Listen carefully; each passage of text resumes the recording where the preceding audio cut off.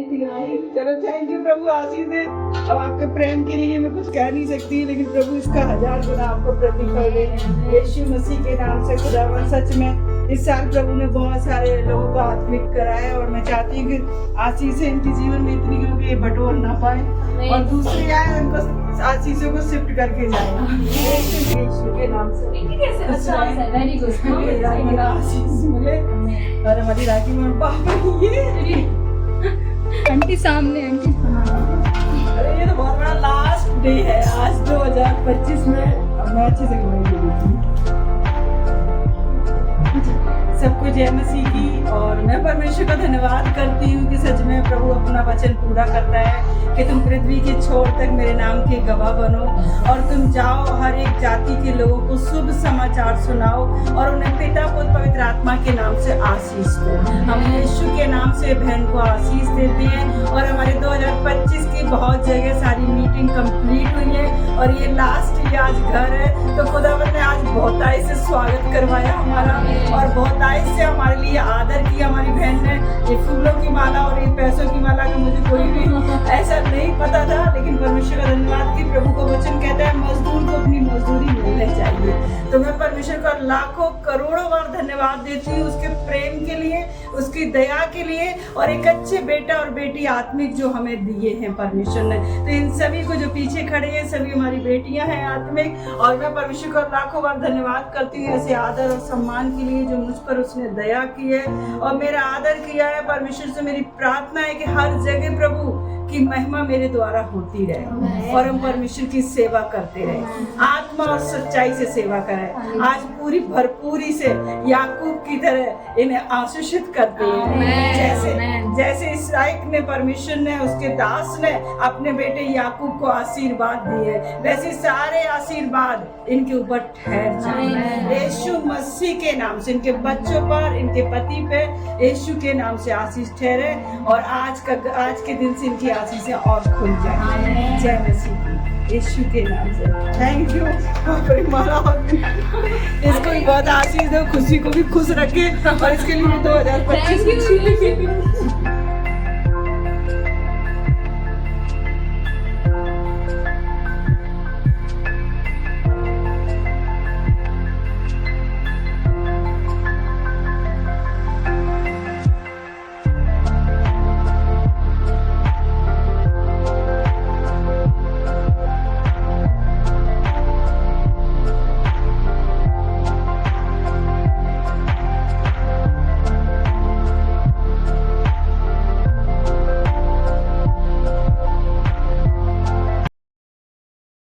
प्रभु विनती है, प्रभु गुजारिश है खुदावन वो सब आप स्वर्ग से सुनना यीशु मसीह जी, और इस घर में 2025 में एक बड़ा काम कर रहे हैं। हम उस पिता की आराधना करते हैं जो बियाबान में नए रास्ते निकालता है, जो सूखी भूमि में आशीष की नदियां बहाता है। उस यहोवा की हम सिताइश करते हैं जो बंजर भूमि में एक बड़े फल को तैयार करता है, एक बड़े पेड़ को तैयार करता है। हम अपने पिता की शुक्रगुजार हैं।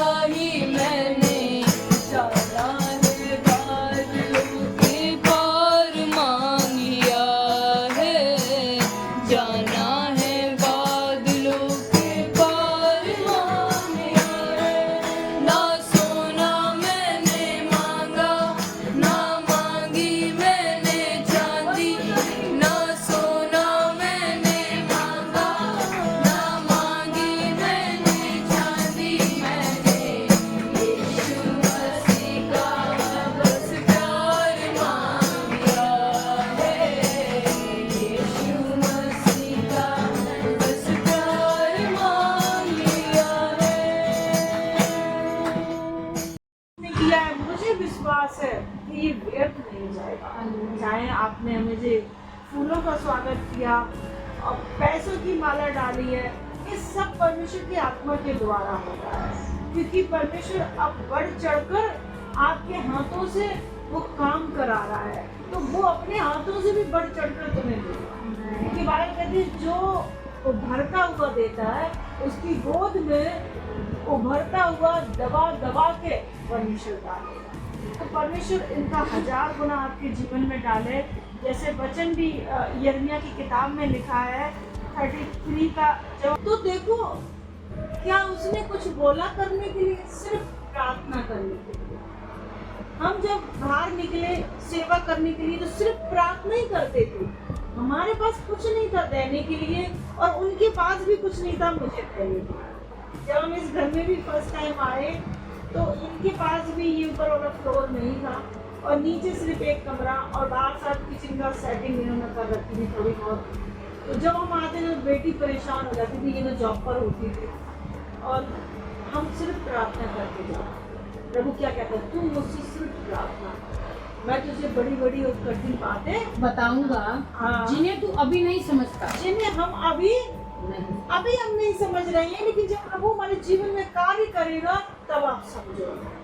आज आप इतना खर्चा कर रहे हैं, इतना हमारा इंतजार किया, आज हमारा इतना आदर किया, आज आपको खुशी है सिर्फ आप कर रही हो, पर आपको इसका प्रतिफल क्या होगा वो आपको अभी समझ नहीं आएगा। जैसे हमें समझ नहीं आ रहा था कि हम धूम में जा रही हैं, इतना प्रार्थना कर रही हैं और लोग फिर भी कह रही है मुझसे चाहे कितना भी घूम लो, घर का कुछ भी कर लो, मन अच्छा नहीं होता तो ये प्रार्थना सुनी, तो वो डायरेक्ट मुझसे ही बोलते थे क्योंकि मैं ही घर घर जाती। कुछ लोग बच्चे आए बोले मेरे को घर नहीं आना है प्रार्थना करना है, जबकि हम कोई सिर्फ पानी के सिवाय कुछ नहीं लेते थे। तो हमारे घर आके लोग मुझे बना करके गए, लेकिन प्रभु क्या कहता है, तू मुझसे प्रार्थना कर, मैं सुनकर तुझे बड़ी और कठिन कठिन बात है। अगर मैं किसी के रोकने से रुक जाती, किसी के बोलने से रुक जाती, तो आज ये हमारा आदर सम्मान होता। और ये प्रभु कर रहा है। आज इस घर में परमेश्वर ने पहले ही चुना होगा, उसने आपके घर के लिए हमें चुना होगा, कई सालों के बाद हम भेजेंगे। और मैसेज तो कई साल पहले से भी आ रहे थे इनके पास, लेकिन ये आगे नहीं बढ़ रहे थे, तो परमेश्वर ने अपना खुद भेजा। बाइबल में लिखा ना ऐसा में कि मुझ जैसा एक भविष्यवक्ता तुम्हारे लिए भेजा जाएगा ताकि तुम्हारा मन फिरा दे। तुम्हारे पापों से क्या फिरा दे? मन फिरा दे। तो जब यहाँ आए तो मन फिराया गया इनका, और उसके बाद परमेश्वर ने आशीष दी। बहुत सारी चीजों में इन्होंने छुटकारा पाया और बहुत सारे उतार चढ़ाव भी आए। मैं सच में हम और पास्टर जी इस बात के लिए गवाही देती है घर में कि सबसे ज्यादा ये मजबूत है परमेश्वर में। मजबूत का मतलब है कि इतना सारा घर में प्रॉब्लम आई, उतार चढ़ाव आए, बड़ा दुख आया, तकलीफ आई, बीमारी आई, सब कुछ, और तब भी ये अड़ी और खड़ी। हालेलुया। कोई भी, बहुत लोग टूट सकते थे, टूट जाते हैं, थोड़ा सा भी टूट जाते हैं। जबकि इनके जो साथ में, चाहे वो ऑफिस में अभी काम पर जॉब में जाते हैं, वो लोग इतने अच्छे, उनको आशीष मिल रही, इनको नहीं मिल रही, उनको मिल रही, फिर भी वो टूट गए और इनको इनके हाल पर छोड़ दिया। इनको नहीं मिल रही, फिर भी ये खड़ी रही। अगर आज ये खड़ी ना रहती, बाइबल क्या कहती, तू मुझसे प्रार्थना कर, मैं तुझे बड़ी और अच्छी बातें बताऊं जिसे तुम अभी नहीं समझते। तो अभी उस समय नहीं समझ पा रही होगी, मन तो उथल पुथल बहुत हुआ होगा क्योंकि लोग बड़ा, लेकिन आज अगर ये टूट जाती, उनके बोलने से रुक जाती, तो अपने भाई का परिवार भी बचा पाती। आज वो भी परिवार बहुत टूटा होता, कर्ज में होता, शायद कि वो यहाँ नहीं होते। अभी हम नहीं जानते कि हम क्यों रुके पड़े हैं। यीशु नहीं जानता था कि ये हमारे लिए जेल क्यों हुई है। यीशु नहीं जानता था कि मेरे भाइयों ने क्यों बेचा है। यीशु नहीं जानता था कि मैं इतने साल दूर क्यों रह रहा हूँ, क्या होगा मेरे साथ आगे। और क्या उसे पता था कि जेल में जाने के बाद क्या उसका आगे होने वाला है? कुछ भी नहीं पता। बाइबल कहती है तुझे भी अभी कुछ नहीं पता है, तू नहीं जानता है, यही लिखा है ना, तू नहीं जानता अभी कि तेरे साथ परमेश्वर क्या करेगा। तो हम देख सकते हैं कि यीशु के साथ क्या किया गया। हम देख सकते हैं कि अब्राहम के साथ क्या किया गया, हम देख सकते हैं कि हन्ना के साथ क्या किया गया। तो वो नहीं जानती थी कभी मेरे 5-6 बच्चे पैदा हो जाएंगे, लेकिन 6 बच्चों की वो माँ है बाइबल के अकॉर्डिंग। तो आप भी नहीं जानते, बाइबल में यही कह रहा कि तू मुझसे प्रार्थना कर, मैं तुझे सुनकर बड़ी बड़ी और कठिन बातें बताऊंगा जिसे तू अभी नहीं समझता। सब कुछ संभव होगा। धर्मी जन प्रार्थना के द्वारा बचाया था, तो हम बचाए गए हैं। अब हम आशीषित होने जा रहे हैं, हम आशीष में बढ़ने जा रहे हैं। और आशीष में बढ़ने का मतलब है कि आप प्रार्थना में भी बढ़ते हैं। यानी अभी सोचोगे कि हमने तो प्रार्थना हम कर ही रहे हैं, तो मुझे ऐसा पापी क्यों मिला कि हम और प्रार्थना करें? क्योंकि परमेश्वर चाहता है कि हम और उसके नजदीक हैं, ताकि वो कठिन कठिन बातें आप आराम से सहज से सुन सको। हालेलुया। तो इसलिए प्रार्थना का अगर वर्ड आता है तो हम उसे बड़े अच्छे से। अभी मैं ये प्रार्थना का शब्द मेरे पास आया जब मैं अभी मीटिंग में गई थी चंडीगढ़, वहाँ पर जलंधर गई थी प्रार्थना, तो मैं वहाँ सो गई और मेरे मन में परमेश्वर बार बार जाएगा, आपको आगे बढ़ाएगा, आपको सफल करेगा, आपके बच्चों को आशीष करेगा। और परमेश्वर को मैं धन्यवाद करती हूँ कि आज आपके दमान जी का जन्मदिन है और उनके बेटे का भी जन्मदिन है और आज हमारी बेटी का भी जन्मदिन है और आज जितने लोगों का जन्मदिन है उन सभी को मैं हाथ उठा के आशीर्वाद देती हूँ यीशु मसीह के नाम से। आज जितने लोगों का जन्मदिन है प्रभु, आज के दिन प्रभु आपने इस दुनिया में भेजा है, तो प्रभु एक एक को आप इस्तेमाल करना, एक एक को यूज करना प्रभु, उनकी हर एक क्षेत्र में आपकी महिमा हो। उनके ऊपर से तमाम शैतानी कर्ज में जुआ यीशु के नाम से टूट जाए। हर एक बेटा और बेटी जिनकी आज जन्मदिन है, ये 14 जून को, मैं उन्हें आशीष देती हूँ, आशीष देती हूँ यीशु मसीह के नाम से। इस प्रार्थना को मांगती हूँ।